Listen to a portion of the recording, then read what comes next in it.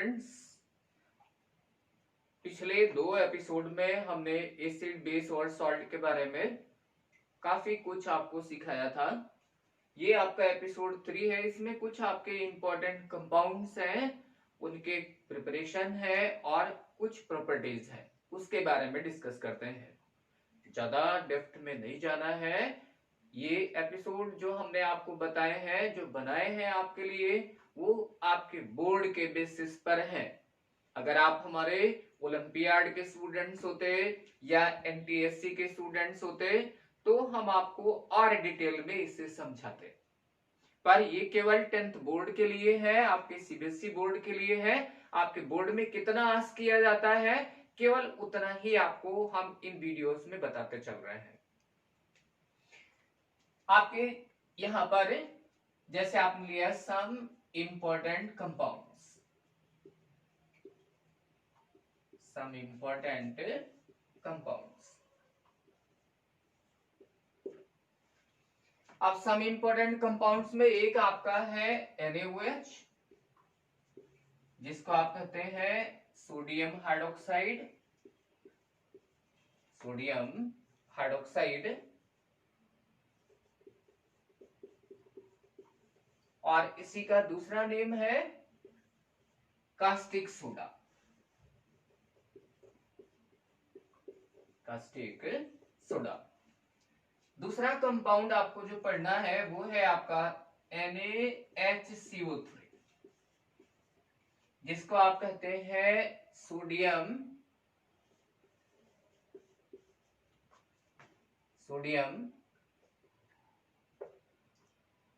आप common name लिख लीजिए, सीधा बेकिंग पाउडर इसको कहते हैं।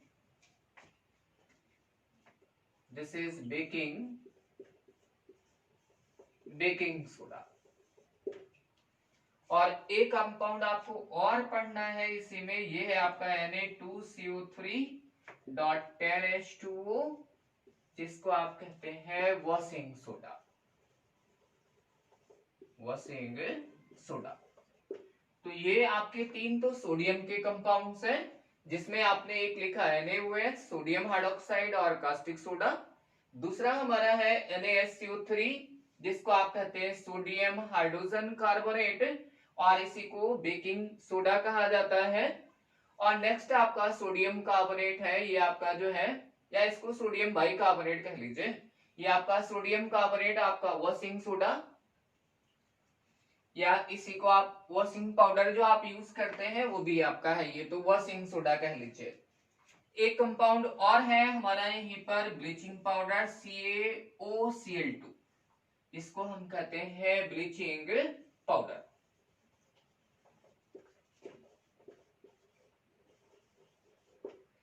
तो ये आपके 4 कंपाउंड्स हैं जो कि बोर्ड में आपके यहाँ कुछ क्वेश्चंस आस्क किए गए हैं इस पर कि ये कैसे बनाया जाता है, ये आपका कैसे प्रिपेयर किया जाता है, इसे कैसे प्रिपेयर करते हैं और इसको कैसे प्रिपेयर करते हैं, और इनके कॉमन नेम्स और इनके प्रॉपर्टीज क्या है। तो जैसे हम एक आपका लेते हैं यहाँ पर सोडियम हाइड्रोक्साइड, यहाँ पर लिया आपने sodium hydroxide, preparation of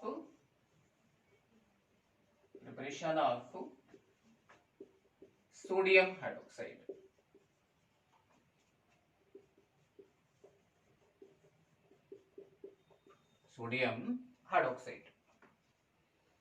sodium hydroxide को प्रिपेयर किया जाता है, ये जो आपका कॉमन सॉल्ट है ना NaCl, इसके एक्वस सॉल्यूशन को इलेक्ट्रोलाइज किया जाता है। And the aqueous solution of NaCl को आप ब्राइन के नाम से भी जानते हैं। जब आप NaCl का सॉल्यूशन बनाते हो ना तो इसे ब्राइन सॉल्यूशन कहा जाता है। NaOH प्रिपेयर करने के लिए आप ब्राइन सॉल्यूशन की इलेक्ट्रोलिसिस करेंगे, और इलेक्ट्रोलिसिस करने के लिए 2 स्पेशल टाइप के सेल यूज किए जाते हैं। अब आपके यहाँ सेल नहीं दिए गए हैं, पर हम आपको बता दे रहे हैं। 2 सेल के नाम याद रखिए, एक होता है आपका नेल्सन सेल और दूसरा होता है कास्टनर केल्नर सेल। कैसे इलेक्ट्रोलाइज किया जाता है वो भी देखिए।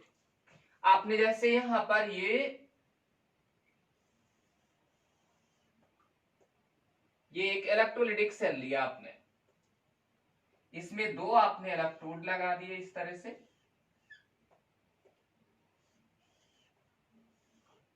ये हमारे 2 इलेक्ट्रोड हैं,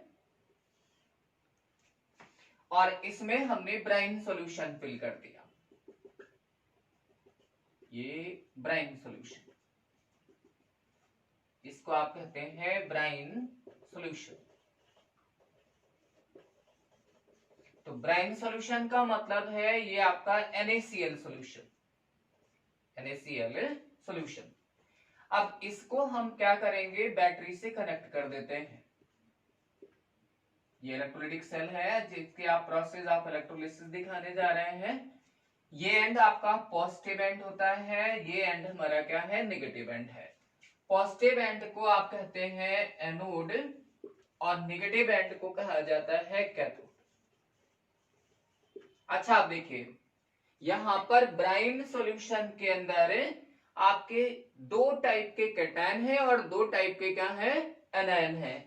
जब आप NaCl को वाटर में डिसॉल्व करते हैं तो ये आपका ब्रेक होता है Na positive plus Cl negative में, और साथ ही साथ जो वाटर है, वाटर भी हमारा ब्रेक होता है H पॉजिटिव आयन और ये हाइड्रोक्सिल आयन में। तो आप देखिए ना यहाँ पर ये 2 तो हो गए आपके पॉजिटिव आयन, और ये 2 हमारे क्या है, देखिए नेगेटिव आयन्स है ना। अब यहाँ पर बच्चे के दिमाग में बहुत सारी चीजें चल रही होती हैं कि यार ये 2 कैटायन है और 2 हमारे एनायन है। अब इन दोनों कैटायन और एनायन में कौन सा आयन ही आपका एनोड पर जाएगा और कौन सा आयन कैथोड पर जाएगा। तो अब यहाँ पर थोड़ा सा एक्टिविटी सीरीज की जरूरत पड़ती है। अगर आपने एक्टिविटी सीरीज पढ़ रखा है तो वो कैटायन जिसका पोजीशन नीचे होता है, जूनियर कैटायन, मतलब आप एक्टिविटी सीरीज जैसे एक छोटी सी एक्टिविटी सीरीज हम इधर लिख दे रहे हैं, आप बिल्कुल यहां से देख लीजिए। जैसे ये होता है आपका एक्टिविटी सीरीज,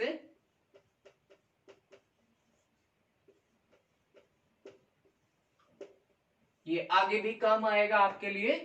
एक्टिविटी सीरीज में सबसे ऊपर होता है Li positive, then K positive, Ba plus plus, Sr plus plus, Ca plus plus, Na plus, Mg plus plus, Al3 plus, Mn2 plus, Zn plus plus, chromium 3 plus, iron plus plus, cadmium plus plus. इसके नीचे ही हम आते हैं, या इसके नीचे ही आपको आगे कंटिन्यू करना है, तो इसके नीचे आयन आएगा ये आपका CO plus plus, then Ni plus plus, then Sn plus plus, then Pb plus plus, and then हम लेते हैं हाइड्रोजन आयन। देन क्या लेंगे, हाइड्रोजन आयन लिया जाता है। तो अब जरा गौर करो यहाँ पर भाई, ऊपर से नीचे जब आप आते हैं तो जो कैटायन की पोजीशन है वो आपकी घटती चली जाएगी। मतलब ये सीनियर कैटायन है और हाइड्रोजन हमारा क्या हो गया, ये आपका जूनियर कैटायन में काउंट किया जाएगा।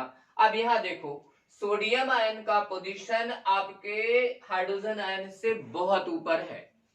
प्रोसेस ऑफ इलेक्ट्रोलिसिस में जो कैटायन होता है वो कैटायन आपका जाएगा कैथोड पर, और कैथोड पर होता है रिडक्शन। कैटायन का कैथोड पर क्या होता है, वो रिडक्शन होता है। आपका जूनियर कैटायन हमेशा पहले रिड्यूस होता है कैथोड पर। ये पॉइंट बिल्कुल आप लिख लीजिए कि in process of electrolysis, junior cation is reduced first on the cathode,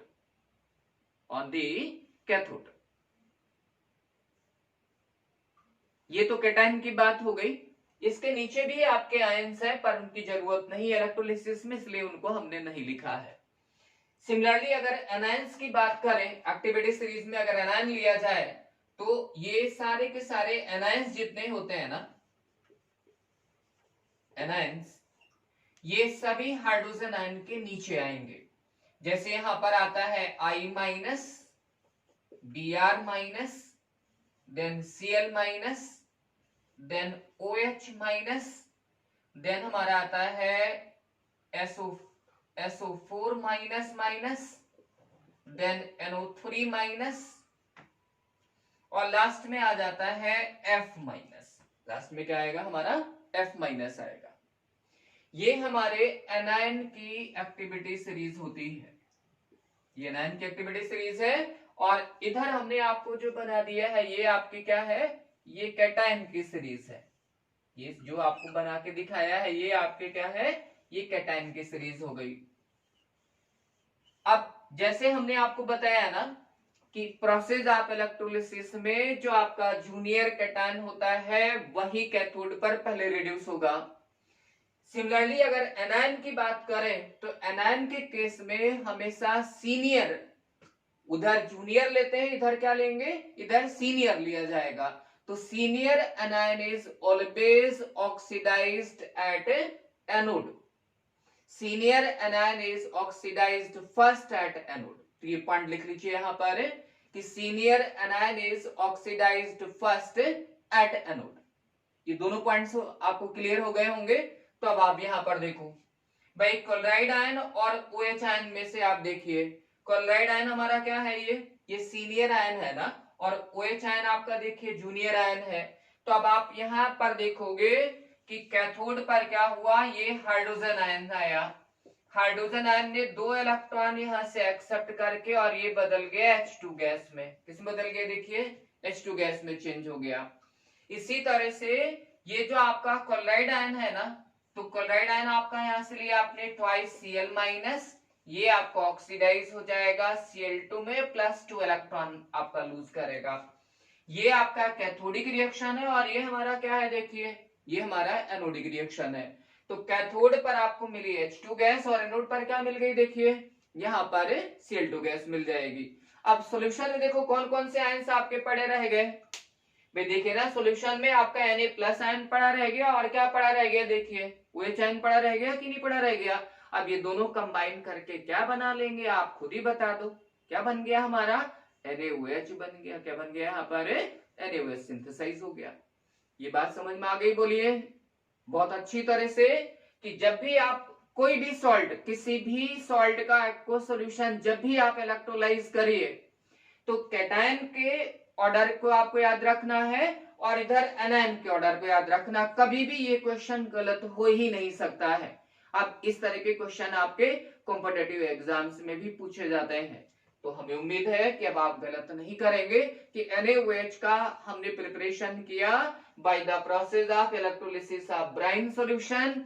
brine solution जब हमने लिया, NaCl सॉल्यूशन जब लिया, तो एक्वस सॉल्यूशन में 2 हमारे कैटायन थे, एक Na+ आयन था, एक हमारा क्या था? हाइड्रोजन आयन था। 2 हमारे एनायंस थे, chloride ion and hydroxyl ion.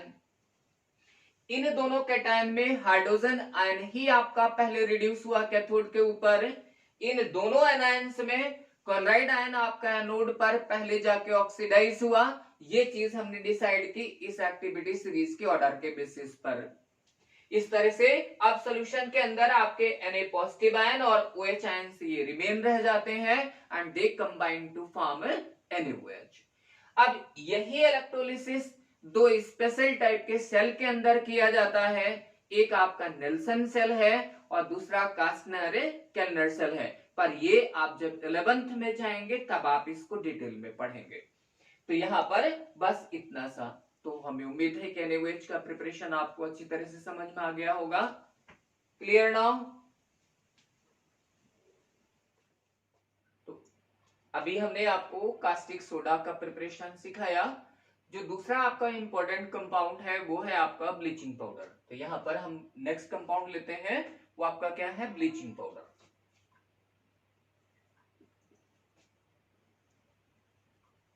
Bleaching powder formula भी लिख लीजिए ब्लीचिंग पाउडर का। यहां पर ब्लीचिंग पाउडर का फॉर्मूला CaOCl2। अब आप गौर करिए यहां पर ये जो CaOCl2 होता है ना, इसको हम जो एक्यूरेट अगर करके लिखें तो ये ऐसे लिखा जाता है CaOCl और ये बाहर Cl। जिसका एक्यूरेट फॉर्म है वो ऐसे दिखाया जाता है CaOCl एंड Cl। अब ये तुम्हारे बुक में नहीं गिवन है, ये आपके कॉम्पिटिटिव एग्जाम्स में पूछ लिए जाते हैं। तो ये CaOCl ये दूसरा तरीका है रिप्रेजेंटेशन का। इसमें क्लोरीन के दो टाइप के ऑक्सीडेशन नंबर हैं, एक का +1 होता है, एक का -1 होता है। अब ब्लीचिंग पाउडर का अगर हम प्रिपरेशन लें, यहां पर अगर प्रिपरेशन की बात करें, प्रिपरेशन, तो अब ब्लीचिंग पाउडर को प्रिपेयर करने के लिए जो रॉ मटेरियल्स की जरूरत पड़ती है वो है आपका एक तो स्लैग्ड लाइम आपके पास होना चाहिए, बुझा चूना जिसको कहते हैं ना स्लैग्ड लाइम। स्लैग्ड लाइम जैसे आपको ढेर सारा अमाउंट बनाना है ब्लीचिंग पाउडर का, तो आप स्लैग्ड लाइम के 1-2 बोरी आप उठा लीजिए। जहां ये मैन्युफैक्चर किया जाता है, जहां कारखाना होता है ब्लीचिंग पाउडर का, तो आप देखते हैं ब्लीचिंग पाउडर आप लोगों ने देखा नहीं क्या, अरे बहुत काम की चीज है। जो आपके घरों में जो वाटर सप्लाई होती है, जो नगर निगम वाटर सप्लाई करता है, तो बिना ब्लीच किया हुआ वाटर तो भेजेगा ही नहीं, क्लोरीनेटेड वाटर होता है वो। ब्लीचिंग पाउडर मिक्स करते हैं, उससे क्लोरीन रिलीज होती है and chlorine act as a disinfectant, it kills the germs and bacteria. तो ब्लीचिंग पाउडर को हम लार्ज स्केल पर ही सिंथेसाइज करते हैं, छोटे स्केल पर सिंथेसाइज नहीं किया जाता है। स्लैग्ड लाइम आप लीजिए यहां पर, ये आपका slaked lime CaOH whole twice, इसको हम कहते हैं स्लैग्ड लाइम, और यही आपका बुझा चूना होता है। इस स्लैग्ड लाइम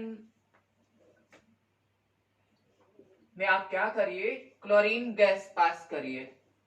स्लैग्ड लाइन में क्या पास करेंगे, क्लोरीन गैस पास किया जाएगा। अब आप अज्यूम करिए बड़ी सी जो है आपकी किन होती है, भट्टी होती है, वहां ऊपर से लाइम ऐसे डाला जाता है और वो ऐसे उसके अंदर जो है वो पुलर्स लगे होते हैं, वो आपका ऐसे रोटेट करके आता जाएगा और नीचे से आप क्लोरीन गैस पास करते हैं उसमें।